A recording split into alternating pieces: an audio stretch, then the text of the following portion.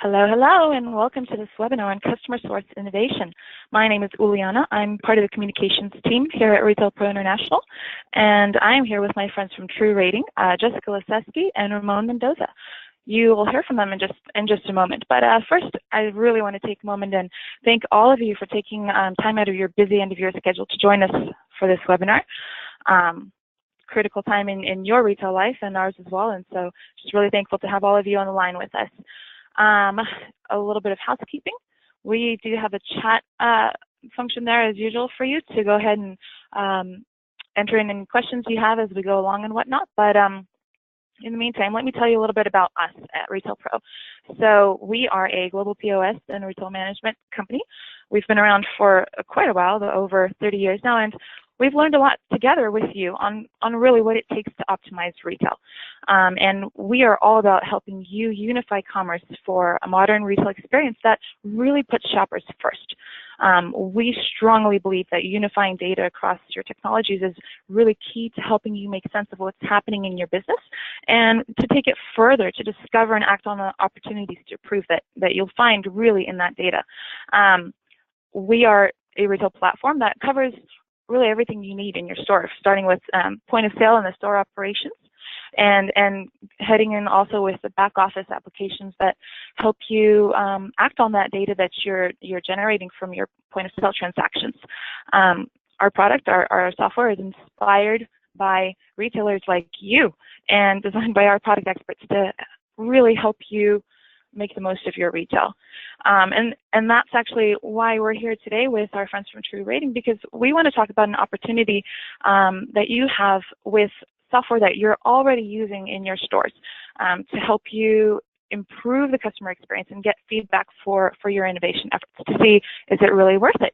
And if it is, where you're doing well, where you can keep improving. And so with that, I'll just go ahead and pass it on to Jessica and go ahead and get started on that. Great. Yeah, thank you so much for the introduction. And again, I want to reiterate our appreciation for you taking time out of your schedule today. I'm Jessica Leseski. I head up our sales team here for North America at True Rating, and I've got Ramon Mendoza with me as well, who heads up channel sales and our partnerships program with True Rating.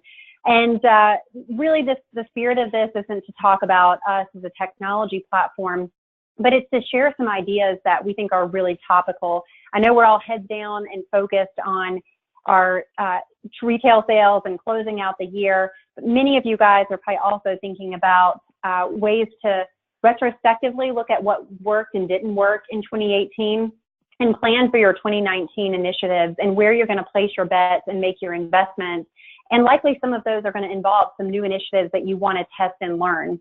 And what we found is in a recent study from CDW, they interviewed retail executives and highlighted that the average timeline for a pilot was taking 12 months to make this go, no-go decision.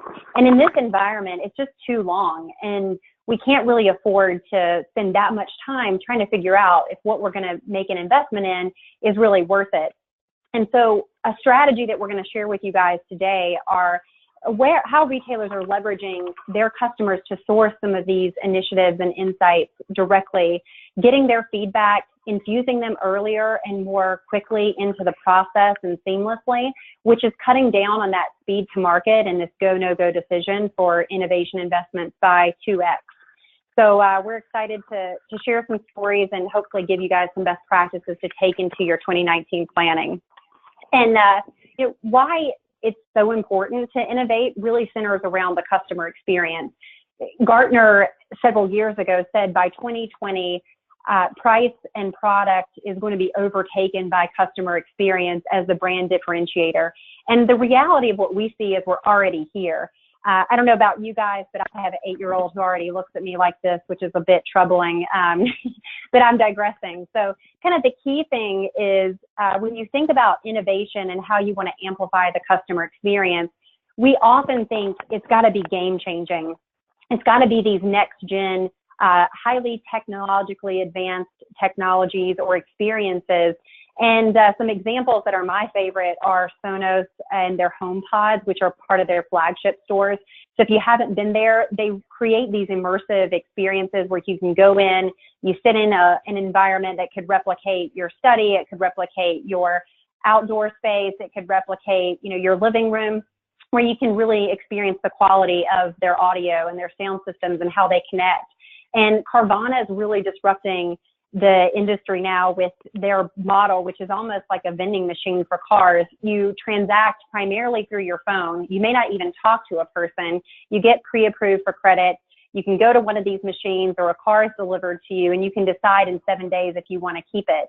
And these are all super exciting, but the reality is we need things right now that aren't going to cost hundreds of thousands of dollars, to make an impact in our business. And McKinsey actually reinforced this. They put together a study around insights for building an enduring enterprise.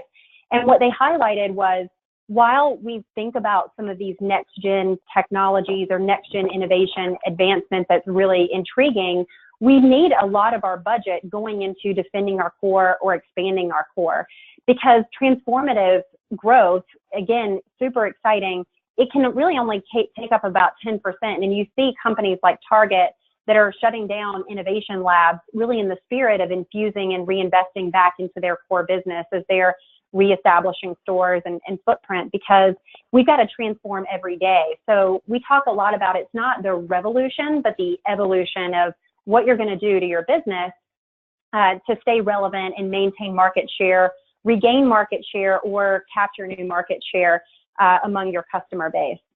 What happens, though, is we often take a lot of the ideas and the innovation investments that we want to make and put them in the recycling bin.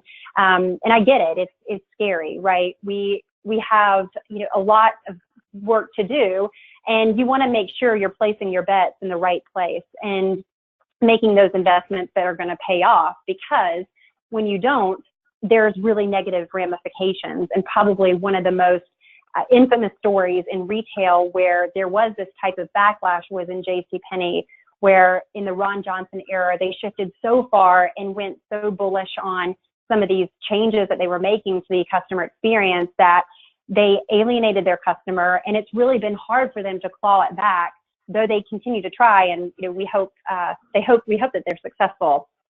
On the flip side, you think about McDonald's in 2014.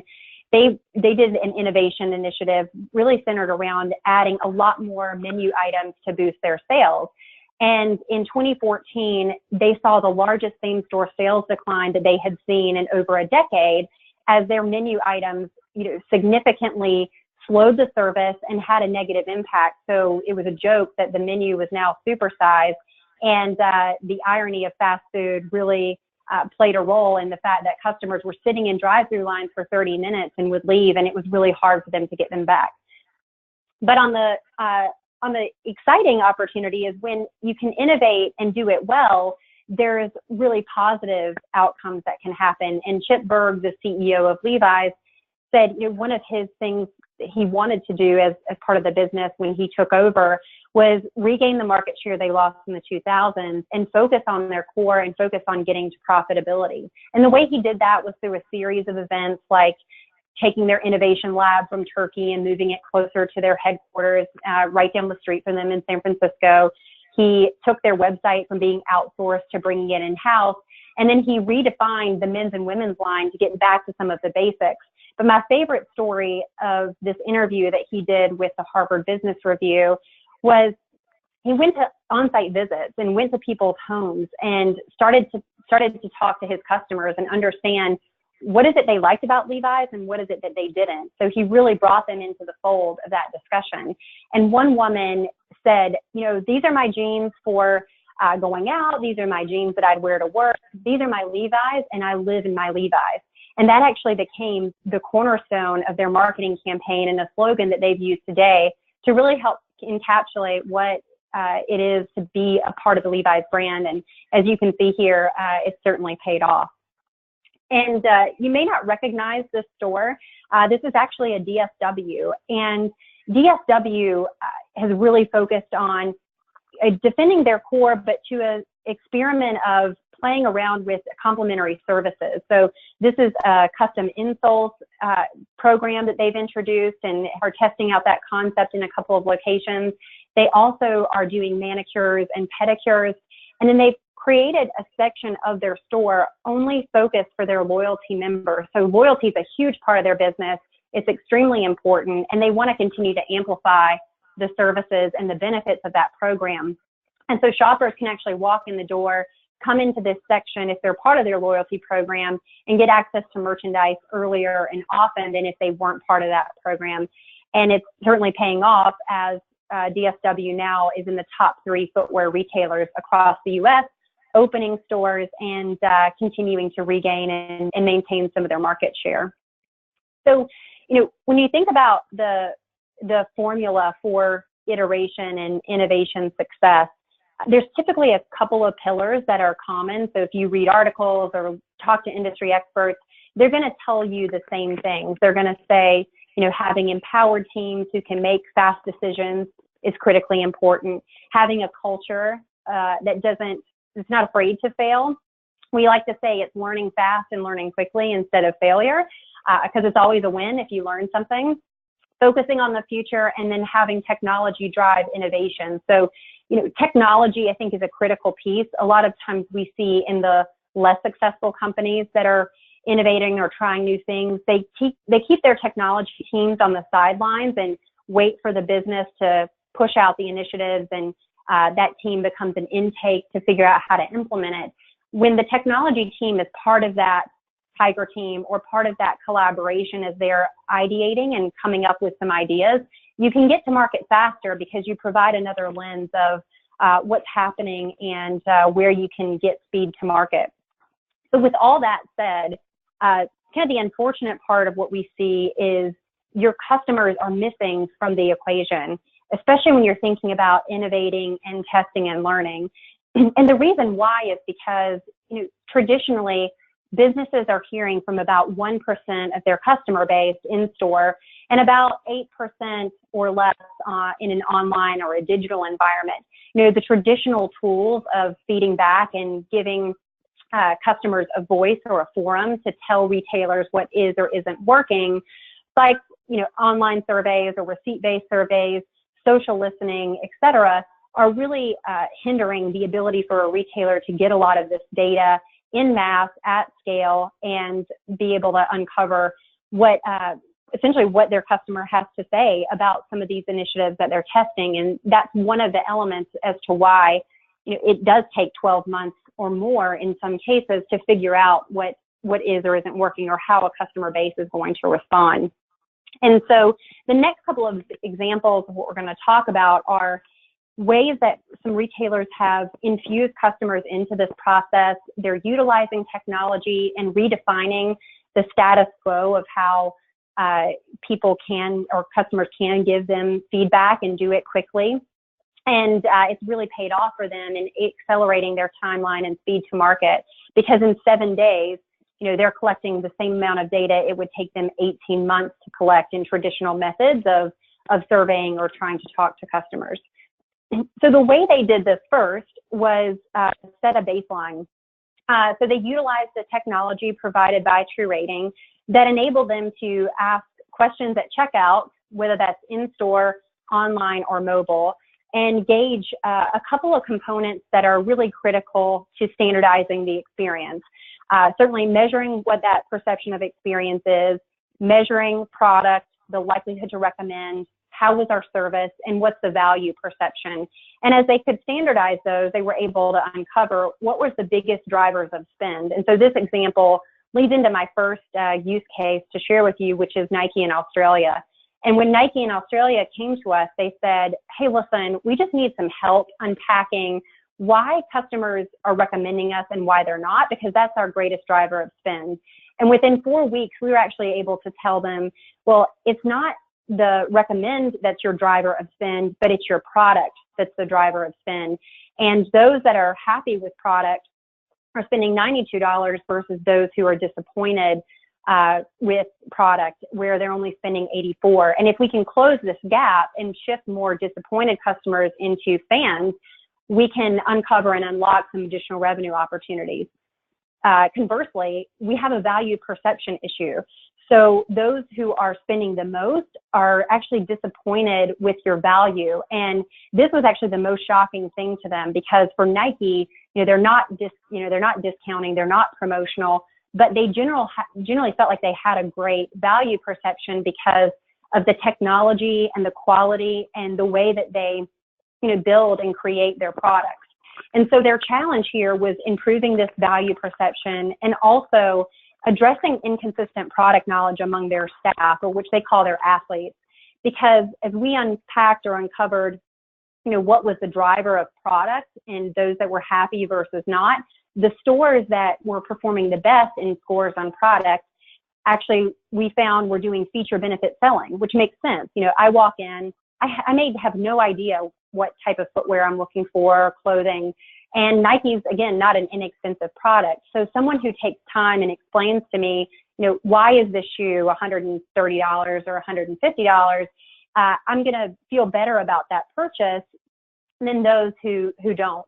And in addition to that, we uncovered a second training opportunity, which was those associates or athletes that were recommending more than 2 products a day. So not only doing this feature benefit selling, but also helping a customer and saying, listen, you're going to go run that marathon. Let me help you outfit because these are some other things you're going to need.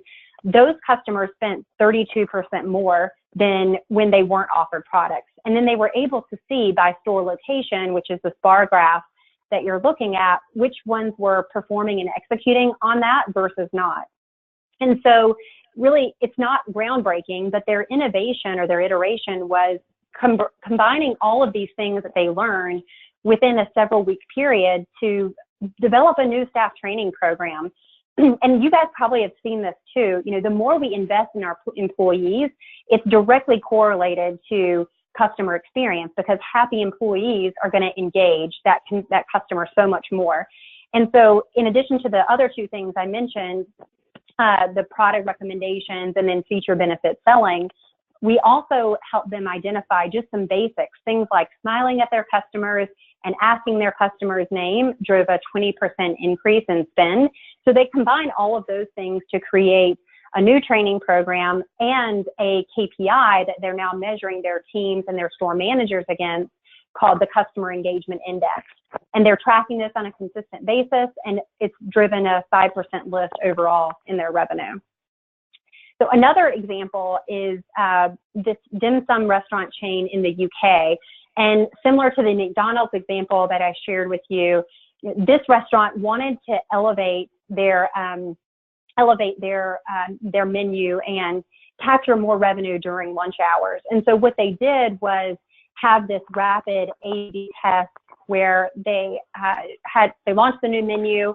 They measured that against the locations that didn't have it, gathered 100,000 baseline data points, hearing from 8 out of 10 customers, and were able to figure out what was the financial impact coupled with were they able to maintain some of the experience. And the way that they did that was asking some custom questions and ultimately measuring some of the basics and the standards like atmosphere, what was the server experience, did we smile, were we friendly, etc. What they ended up finding was that, it wasn't a successful test. The average product score went down significantly, as well as service. And if you think about it, a restaurant is like a machine. You've got to have the whole process down, and it has to be streamlined. And so these menu items, similar to the McDonald's example, were really overcomplicating it. And the customers voted with their wallet. They weren't happy with it. They weren't as excited, and they didn't respond from a service perspective. So what we ended up doing with Ping Pong was saving them hundreds of thousands of dollars from having to roll out and figure out or cross their fingers and hope that this worked, to giving them a silver bullet solve of, your customer isn't responding, let's go back to the drawing board and figure out a new solution. And then the last example that I want to share with you is New Balance. So this is a great use case. I think it's extremely relevant in the retail environment today, which is redesigning and revamping stores. I saw an article this morning where Target has committed $1 billion to revamp stores, because your store is the lifeblood of your brand, and you certainly want to ensure that customers have a great experience walking through it. And so New Balance did this for a couple of reasons. They were hoping to make navigation easier.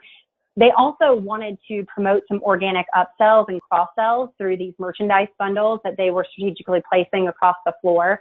And they had a side benefit of this, which was, as many retailers are going through cost optimization and profitability management, they wanted to optimize staffing schedules and see, could they have less staff on the floor during certain hours to save some costs and hopefully help not impact the customer experience negatively or not impact service. And then the last benefit is just making it overall more pleasing and exciting for the customer to come in and shop. We actually asked a lot of questions around, are the displays inspiring, just to help companies vet this out as they're investing in those. And so they utilized the test control method over a 4-week period, and were able to capture direct feedback from over 25,000 individual customers to vet out, was this new layout working, and is it going to have the results they were looking for? And ultimately, they found that it did, which is great. The product scores went up and experience went up, but the one that they wanted to evaluate and cared about the most were value and service. Service was critically important, because if they had seen declines, then they couldn't move forward with some of the staffing optimization scheduling that they were looking to do. But value was great, because now it helped improve this it proved out that this merchandise bundle and this strategy was going to pay off. So they actually ended up moving forward with that. And again, kind of take the notion of within 4 weeks, they had enough data and a large enough sample size that they felt confident they could move forward, and they were able to roll this out prior to the holidays. And so, how did companies do this? We talked a little bit about the questioning and, engaging customers. They did utilize True Ratings technology, which is much different than some of the more convoluted survey mechanisms. It's one question at point of payment in the moment across your digital and physical footprints. So in-store, online, and mobile. These questions can pull from a bank of as many as you're looking for in order to get the right sample size. We have a library of things that we recommend based off of our years of experience in helping companies build out their customer experience strategies. And then you can also create a custom question, which is exciting, because if you want to test something as simple as a new music that you're looking for, or you've redesigned your dressing rooms and you want to know what the experience is, or you want to just know if your customers are interested in self-checkout or not, we have multiple ways for you to vet that out. And what's, I think, interesting about that is everything is tied down to the financial transaction value. You get a lot of other data sets, products that they're purchasing.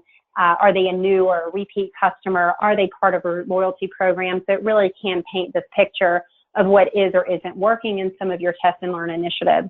And the bonus here is that we're already integrated with Cayenne and partnered with Retail Pro. So it's very easy to flip a switch and turn this on and have it represented across, your landscape. So I'll close out with, regardless of what you end up doing, I think the key in 2019 is going to be, leveraging your customers and making them part of that process to evolve your innovation strategies and initiatives. It will help you get to market faster. It will help you protect the brand, so you're able to see much sooner some feedback that could be negative or they're not responding well to. And lastly, enabling you to reduce the cost. So these pilots aren't necessarily inexpensive. Some may be gratis, some may be not. But more importantly, you want to be able to assess them quickly, kill the ones off that aren't going to work, and reinvest in the ones that are, so you can make those effective changes and roll out and move to the next one that's in your pipeline. And so there's lots of different ways that we can help you tackle that, and we'll look forward to strategizing in the future.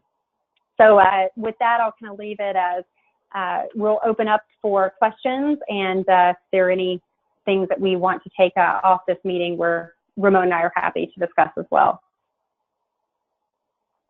Awesome. Yeah, that's great, Jessica. And this is Ramon. So we did have a few questions that came in, so we'll kind of go over those. And if anybody didn't have a chance to submit your questions, please feel free to do so, and we'll try to make sure we get to those by the end of this seminar or webinar. And if we don't, we'll follow up with you directly and make sure you get those questions answered. So some great ideas on ways that retailers can think outside of the box, if you will, to get engaged with their customers and different things that they might be able to implement themselves. One of the questions that came through looks like it says, what areas of innovation do you see having the highest ROI? Yeah, so it's really interesting. I think it depends on what the retailer is looking to solve. Those that we find are most successful and have the highest ROI are ones that not only the customers can get involved in, but the employees feel empowered and can get involved in as well. So I was at the Store Operations Council meeting this fall, and we talked to a number of different retailers who are responsible for operations, and overwhelmingly they said the pilots and the things that were most impactful for them and had the highest ROI are those where they were able to provide some benefit or get their employees excited and jazzed about, because that really was part of the winning formula. And we do see this more and more. So anytime your employees feel empowered or can get excited, that's going to be critical to ensuring that you get the positive ROI that you're looking for out of some of these tests and innovation initiatives, coupled with ensuring that your customers are engaged. Great. Another question is, what common mistakes do retailers make when implementing their innovation strategy? Yeah, so we find that, and I used to be a retailer as well. So I've worked for Barnes & Noble, I've worked for eBay. A lot of what we've seen, or I've personally experienced, that is a mistake is where companies try to overcomplicate some of these things. They might try to roll out either too quickly or think through, what are all of the nuances that I have to solve for? So it's a delicate balance between not being too aggressive, but also not being too conservative. You do have to put things out there, and where we've seen retailers be successful is they might either allocate a certain group of stores as their innovation stores, and that enables them to train teams differently, work with those teams to understand, they're going to be kind of testing and learning a lot of different initiatives at the same time quickly, or they'll kind of segment and pick some store managers that are a bit more, excited, willing to try things, and kind of empower them to test and do some of those initiatives. So I think that's, really critical and important. Okay. Looks like we do have a couple more questions that have come through. This one looks good. We are typically running multiple pilots at a time. How does your technology support that by only asking the customer one question?